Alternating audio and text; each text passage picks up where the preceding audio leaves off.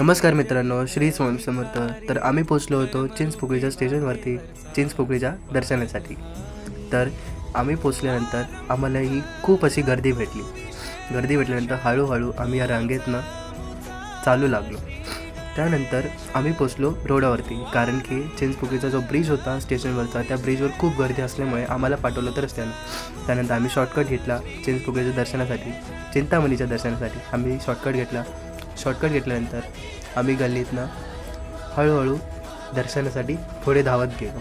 पुढे धावल्यानंतर आम्हाला पाऊस पडला म्हणजेच चिंतामणीनं आशीर्वाद दिला. तर आमचं दर्शन झाले चिंचपोकळीचा चिंतामणीच्या गणपतीचा. बोला, चिंचपोकळीच्या चिंतामणीचा विजय असो.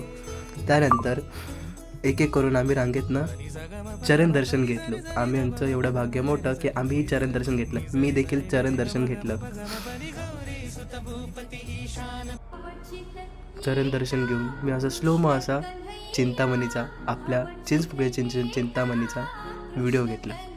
त्यानंतर आम्ही सगळे भव्य अशी मूर्ती हिचं दर्शन घेऊन आम्ही पोचलो काळ्या चौकीच्या महागणपतीला. या छोट्याशा गल्लीतनं हा गणपती येणारा, हा काळ्या चौकीचा महागणपती.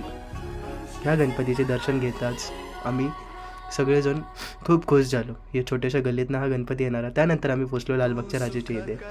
रांगा मोठ्या असल्यामुळे आम्ही गेलो नाही, पण त्यानंतर आम्ही पोचलो मुंबईच्या राजाच्या गेटपाशी. तर भव्य अशी डेकोरेशन केले होते मुंबईच्या राजाच्या इथे. उज्जैनचं सेटअप होता. उज्जैनचा सेटअप असा स्वीकारला होता. हा जो मी स्लोमो घेतला आहे का, आता हा खूप भारी असं मोठं डेकोरेशन घेतलं होतं. हा स्लोमो तुम्हाला सगळ्यांना दिसावं म्हणून आम्ही स्लोमो घेतला. त्यानंतर आम्ही आत प्रवेश केल्यानंतर मोठं असं सेटअप लावला होता. तोही उज्जैनचा साक्षात महाकाल, जय श्री महाकाल. पूर्ण असं महाकालचं डेकोरेशन झालं होतं, पूर्ण असं सेटअप लावला होता. नंतर आपलं दर्शन झालं मुंबईच्या राजाचं. बोला, 22 फूटवाले की जय. बोल 22 फूटवाले की जय. त्यानंतर जय श्री महाकाल. त्यानंतर आम्ही पोचलो रांगेतून आपल्या मुंबईच्या राजाच्या दर्शनासाठी.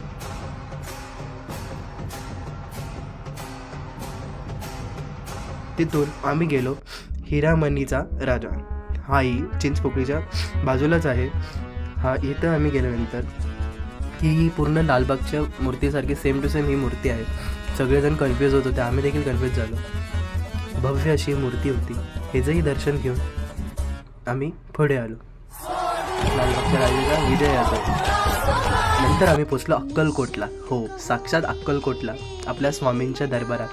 रंगरारी बदकचा रहिवासी संघ यांनी ही भूमिका साकारली होती. अक्कलकोटचे महाराज म्हणजेच आपले स्वामी समर्थ महाराजांचा अवतारीत हा पूर्ण सेटअप यांनी लावलं. तर आम्ही पोचलो आत.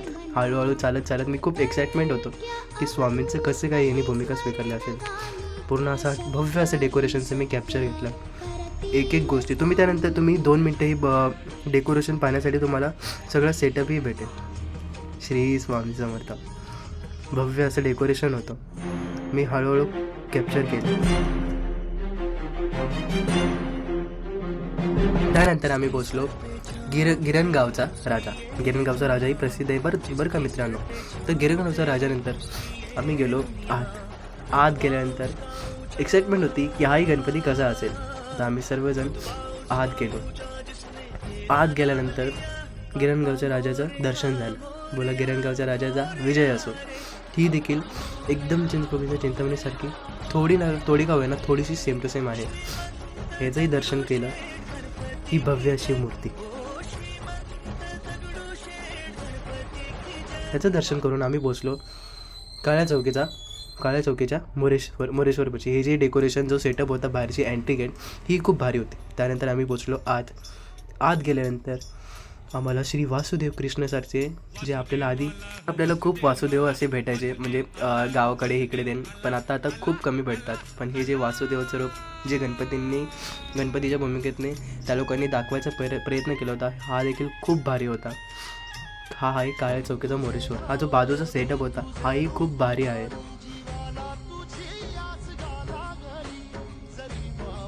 पूर्ण मी डाऊन टू अप आपल्या काळ्या चौकीचा मोरेश्वराचा मी व्हिडिओ काढला का, तर याच वासुदेवाची एवढी भारी ही मूर्ती होती.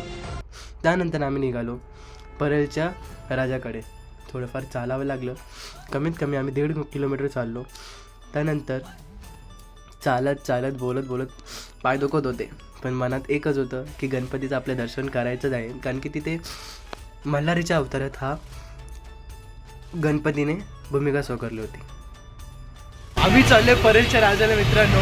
तर आता हे आपले अंकित दादा, अभिषेक दादा, मग कोमल दिदी, मनाली दिदी, ओमकार दादा, असे आम्ही 5-6 जण आम्ही गेलो होतो. आपण बघतो आहोत परळच्या राजाचं डेकोरेशन. हा जो सेटअप लावलेला आहे हा एंट्री गेट आहे. हा डेकोरेशनचा सेटअपचा अर्थ असा होतो की आपल्या परळच्या राजाचं जो मूर्ती आहे ती येळकोट म्हणजे जय मल्हारच्या अवतारात आहे. तर आम्ही आत निघाल्यानंतर इथं भव्य असे हे मेळा भरला होता. मेळाच म्हणजे जत्रा भरली होती. ही जत्रा संध्याकाळची भरते बरं का मित्रांनो. तर तुम्ही जाऊ शकता इथे, काही लांब नाही आहे, खूप जवळ आहे. त्यानंतर आम्ही आत पोचल्यानंतर हळूहळू आत गेल्यानंतर खूप असं मोठं असं जत्रा होती. त्यानंतर आम्हाला सांगितलं की ह्या रोडने तुम्ही आत जाऊ शकता दर्शनासाठी. तर आम्ही हळूहळू आत दर्शनात गेलो. त्यानंतर आम्ही आपल्या महाराजांचं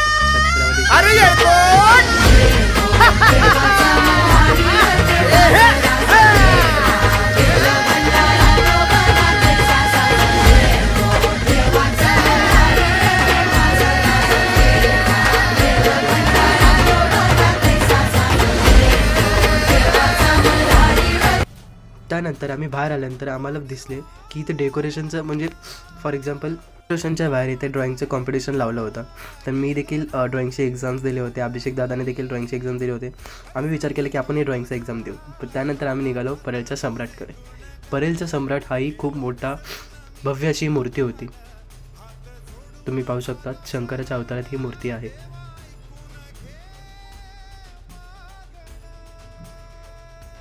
हर हर महादेव.